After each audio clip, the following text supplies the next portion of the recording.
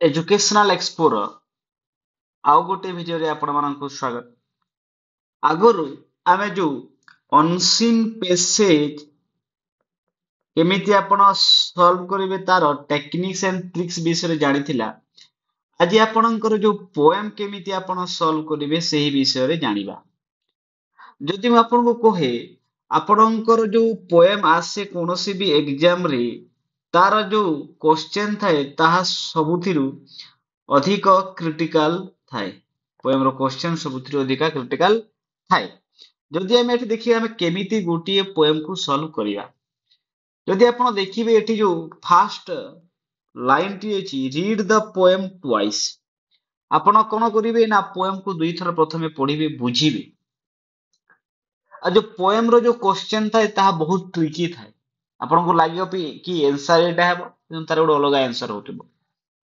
तो ना कोन करिवे आपण ट्वाइस थ्राइस जे पर्यंत आपण गोटे बेसिक आइडिया न मिलिछि से पर्यंत ना कोन करिवे आपण सही पोएम को बारंबार पढिबे।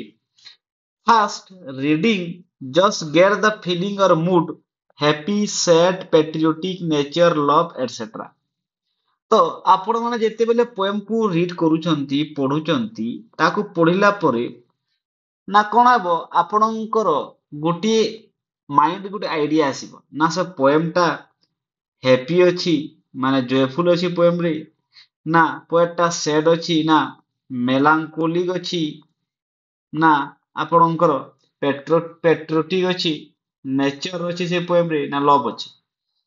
एटा आपणकर जो मूड रहिला जो happy mood sad mood patriotic nature यह आपण जे पोएम पढिबे जानि पारिबे। तापर रहिला आपण मानकर second reading focus on meaning of each line and stanza. तो आपण जो फास्ट थर पढले न कोन हैला आपणकर जो सेठिरे जो जे भी आपणकर पोएट थिबे तांकर जो मूड विषय रे आपण जानि गेले कि पोएम कहा विषय रे अछि। नेक्स्ट जो लाइन टी आपण कोन करिवे ने नेक्स्ट आपण ईच लाइन पढिबे ईच लाइन पढि कि तार मीनिंग विषय रे जानिबे जेमिति focus each line of the stanza. तापर ना कोन हेबो जो सेकंड पॉइंट आपण को रहिला find the central idea theme. तो आपणकर एबे काम हैला कोन कि जो पोएम टा आपण पढिले जो पोएम टा आपण पढिले तार सेंट्रल आइडिया कोन तार मेन थीम कोन मेन थीम कोन ना पोएम को विषय रे अछि तार मेन थीम आपण जानिबे। जेमिति कि एठी उटे एग्जांपल देई देला ask yourself what message does the poet want to give. जेतेबेले आपण पोएम टी पढुचंती सेही पोएम रे आपण को सपोज जो पोएट टी कोन मेसेज देबा को चाहूची कि ता जानिबे। What is the poem mainly about और पोएम टी कोन विषय रे अछि ताहा भी आपण जेतेबेले पढिबे जानि जिबे।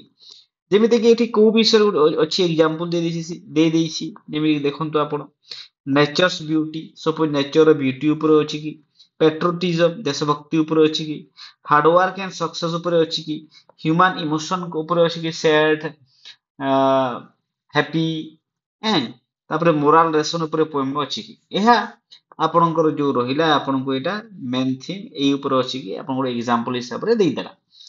तापर आपनको एतेबेले आपण पोएम कोनोसे भी पोएम पढुचंती या फिर पोएम को आपण सॉल्व करूचंती आपण गोटे जानिथिबे गोटे जेमिति पार्ट्स ऑफ स्पीच थाए पार्ट्स ऑफ स्पीच जेमिति कि आपणकर जो नाउन प्रोनाउन सेमिति कि पोएम रे कोन थाए फिगर ऑफ स्पीच थाए कोन थाए फिगर ऑफ स्पीच। नॉर्मली एहा कोनोसी कॉम्पिटिटिव एग्जाम रे पूछेनी किंतु केउ जदि पूछि देला पचारि देला जदि आपण कोन करिवे चारोटी फिगर ऑफ स्पीच जानिथिबा इंपोर्टेंट एई चारोटी भीतर ही आपण क्वेश्चन पचारिबो।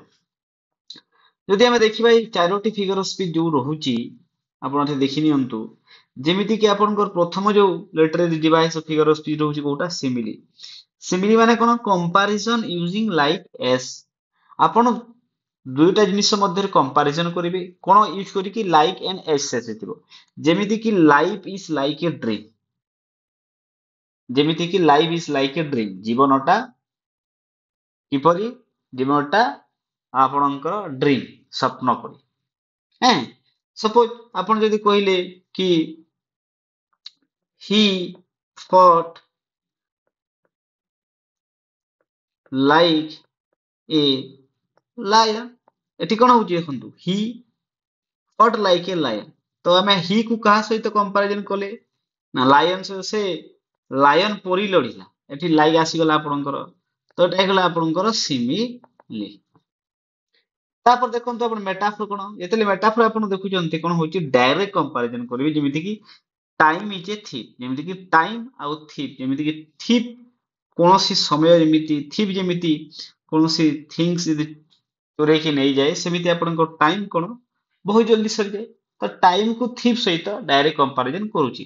ସପୋଜ ଯେମିତି ଆପଣଙ୍କର camel is the ship of desert, camel is the ship of desert. ଆପଣଙ୍କର ଯୋଉ କେମେଲ ଯୋଉ ରହିଲା, ଯୋଉ ଓଟ ମରୁଭୂମିର ଜାହାଜ, ତ ଓଟକୁ କଣ ଡାଇରେକ୍ଟ କମ୍ପାରିଜନ କରାଗଲା କାହା ସହିତ ନା ସିପ୍ ସହିତ, ଜାହାଜ ସହିତ। ତ ଏଠି ହେଲା କଣ ମେଟାଫର, ସେ ବି ଆପଣଙ୍କ ପର୍ସୋନିଫିକେସନ। ଆପଣ ଦେଖିପାରୁଥିବେ ପର୍ସୋନିଫିକେସନ ମାନେ ଯେତେବେଳେ ଆମେ when we give human qualities or when we attributed human qualities to an inanimate object, ଯେତେବେଳେ ଆମେ କୌଣସି ଗୋଟେ inanimate object ରେ ଯାହାର ଜୀବନ ନଥାଏ ତା ଉପରେ ଯଦି ଆମେ ହ୍ୟୁମାନ କ୍ୱାଲିଟିସ୍ ଦେବା, ତ ସେଟା କଣ କୁହାଯାଏ ନା ପର୍ସୋନିଫିକେସନ। ଏଠି ଦେଖନ୍ତୁ ଆପଣ, giving human quality to non human things. ତ ଦ ୱିଣ୍ଡ ହ୍ୱିସ୍ପର, ଯେମିତି କି ହ୍ୱିସ୍ପର, ହ୍ୱିସ୍ପର କିଏ କରେ, ସବୁ ଗୋଟେ ପର୍ସନ କରେ ହ୍ୱିସ୍ପର କରିବ। ତ ଏଠି ଯେମିତି କି ଯୋଉ ହ୍ୱିସ୍ପର ର ଯୋଉ କ୍ୱାଲିଟି କାହା ପାଖରେ ଅଛି, ପର୍ସନ ପାଖରେ, ଗୋଟେ ଇନସାନ ମଣିଷ ପାଖରେ ଅଛି। ତ ସେଇ କ୍ୱାଲିଟି କାହାକୁ ଦିଆଗଲା ନା ୱିଣ୍ଡ କୁ। ଯେମିତି କି ୱିଣ୍ଡ ର ଯେମିତି ଆପଣଙ୍କର ଯୋଉ ପବନଟା ବହେ, ସେତେବେଳେ ଯୋଉ ସାଉଣ୍ଡ ଟା ହୁଏ, ତାକୁ କହୁଛି କି ୱିଣ୍ଡ ଯେମିତି ଆପଣଙ୍କର ହ୍ୱିସ୍ପର କରୁଛି, ଯେ ଗୋଟେ ଗୁଣୁଗୁଣୁ କରୁଛି। ତାପରେ ରହିଲା ଆପଣଙ୍କର ଏଲିଟେରେସନ। ଏଲିଟେରେସନ ଯୋଉ ରହିଲା, ଏଲିଟେରେସନ ଦେଖନ୍ତୁ ରେପିଟେସନ ଅଫ ସାଉଣ୍ଡ, ଯେତେବେଳେ ଆପଣଙ୍କ ରେପିଟେସନ କନସୋନେଣ୍ଟ ସାଉଣ୍ଡ, ରେପିଟେସନ ଅଫ କନସୋନେଣ୍ଟ ସାଉଣ୍ଡ, ଏଟା ହେଲା ଆପଣଙ୍କର କଣ ଏଲିଟେରେସନ। ଯେମିତି ଦେଖନ୍ତୁ ଆପଣଙ୍କର ଏଠି ଯୋଉ ଲେଟର ଗୁଡାକ ଅଛି, ଯେମିତି ଦେଖନ୍ତୁ ସୁଇଟ ଏସ୍ ସାଉଣ୍ଡ ପ୍ରଥମେ ଅଛି, ସଙ୍ଗ ଏସ୍ ଅଛି, ସିଙ୍ଗ ଏସ୍ ଅଛି, ସଫ୍ଟଲି ଏସ୍ ଅଛି। ତ ସୁଇଟ ସଙ୍ଗ ସିଙ୍ଗ ସଫ୍ଟଲି, ଏହା ଆପଣଙ୍କର ଏଲିଟେରେସନ। ତାପରେ ଆମେ ଦେଖିବା ରାଇମିଂ ସ୍କିମ୍। ରାଇମିଂ ସ୍କିମ୍ ମାନେ ଆପଣଙ୍କ ଯୋଉ ପୋଏମ ର ଯୋଉ ଲାଇନ ଗୁଡାକ ଥାଏ, ତାର ରାଇମିଂ ସ୍କିମ୍, ଯେମିତି ଏ ବି ଏ ବି, ଏ ବି ଏ ବି, ଏ ବି ବି, ଏହା ଆପଣ ଯେତେବେଳେ ପୋଏମ ଦେଖିବେ ପଢିବେ, ସେତେବେଳେ ଆପଣ ଜାଣିପାରିବେ। ଏହା ଥିଲା ଆପଣଙ୍କର ଲେଟର ଡିଭାଇସ ଜାଣିଲେ। ତାପରେ ନମ୍ବର 4 ଯଦି ଆମେ ଦେଖିବା, understand the meaning line by line. ଆପଣ କଣ ଯୋଉ ପୋଏମ ର ଯୋଉ ମିନିଂ ଟା ଲାଇନ ବାଇ ଲାଇନ ବୁଝିବେ କଣ କୁହାଯାଇଛି।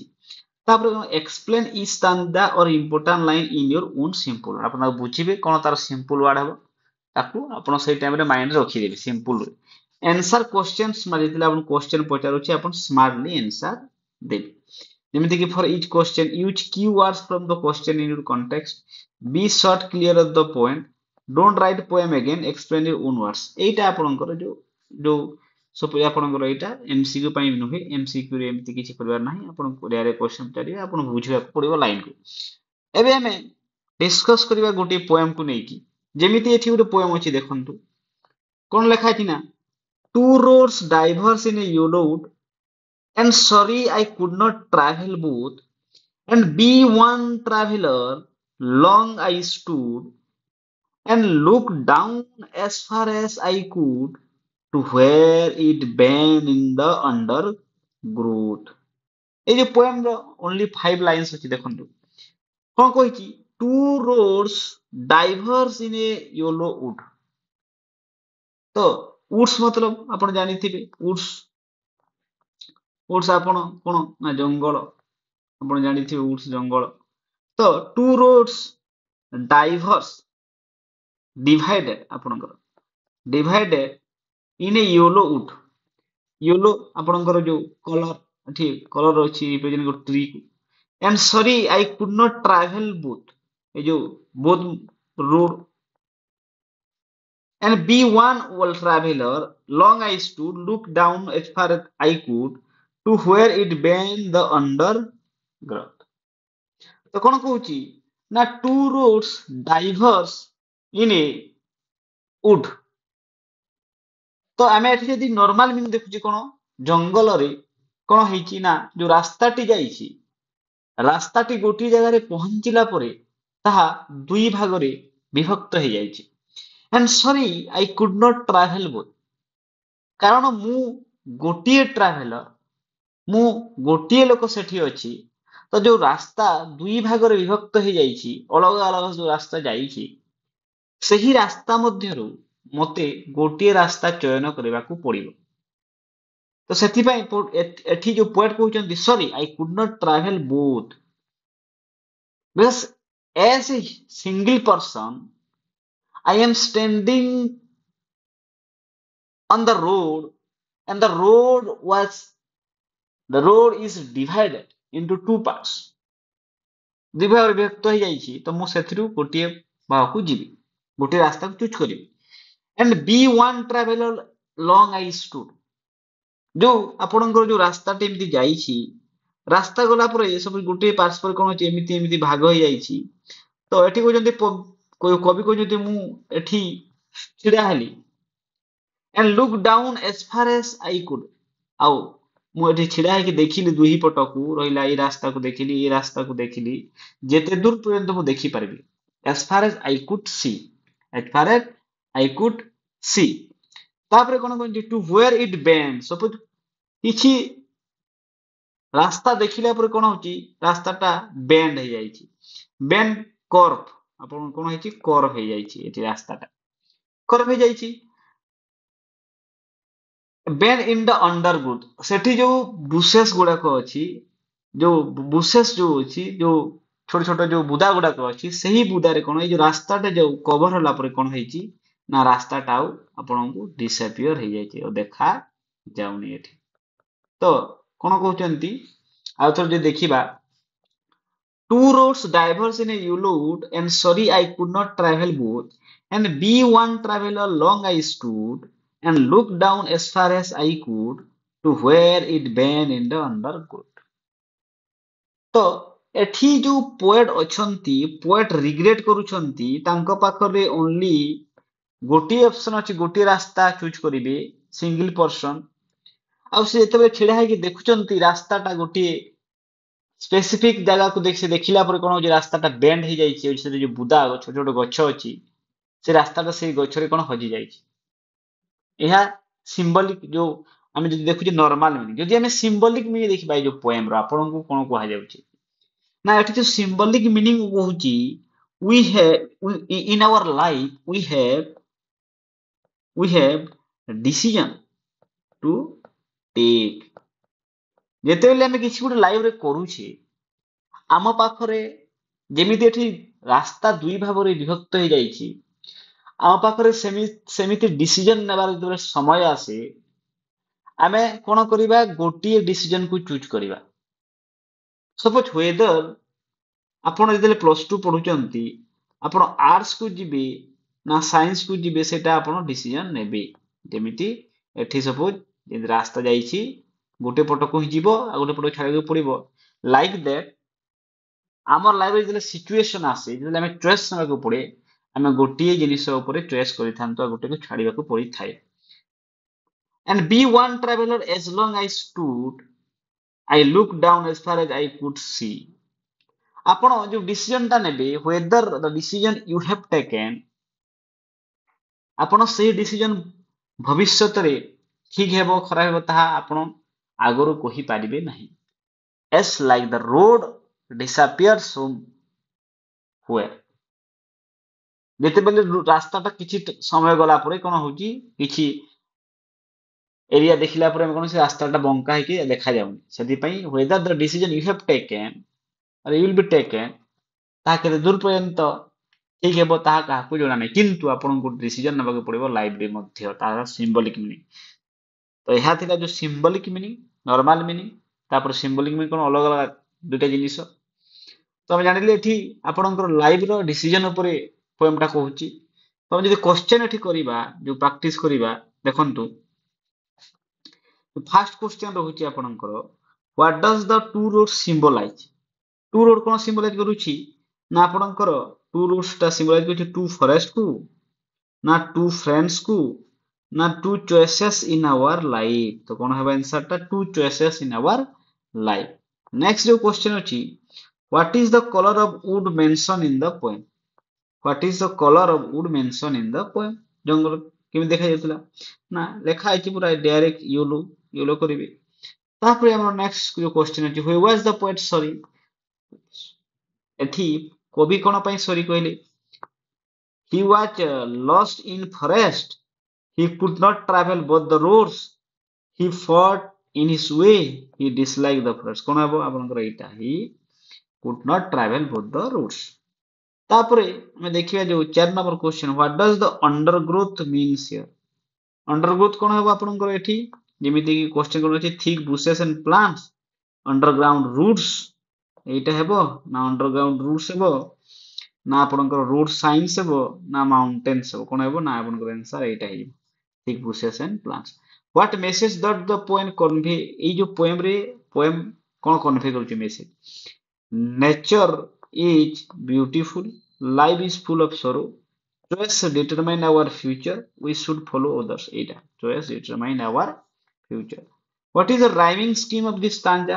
rhyming scheme କେମିତି ଆପଣ ଜାଣିବେ ଦେଖନ୍ତୁ ଏଠି rhyming scheme ଦେଖନ୍ତୁ ଆପଣ ଯୋଉ ଲାଷ୍ଟ ୱାର୍ଡ କୁ ଦେଖନ୍ତୁ ଏଠି ରହିଲା କଣ wood ରହିଲା w wood ତାପରେ କଣ ରହିଲା both stood could undergrowth ତ wood stood could suppose a ଯଦି ଏଇଟା ହେଲା ସପୋଜ ଏଇଟା b ହେବ both b ହେଲା ତ wood ପରେ ଯେମିତି stood a ବି a ହେବ ସେମିତି could ବି a ହେବ ତାପରେ ଆପଣଙ୍କର କଣ both ଯୋଉ b ଅଛି undergrowth both growth ତ ଏଇଟା ରହିଲା ଆପଣଙ୍କର b ତ କଣ ହେଲା ଆପଣଙ୍କର ଯୋଉ a b a a b ଏଇଟା ହେଲା ଆପଣଙ୍କର ରାଇମିଂ ସ୍କିମ୍।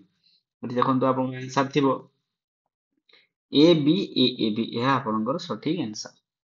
ତ ଏହା ଥିଲା ଯୋଉ ପୋଏମ ଆପଣ କେମିତି ସଲ୍ଭ କରିବେ।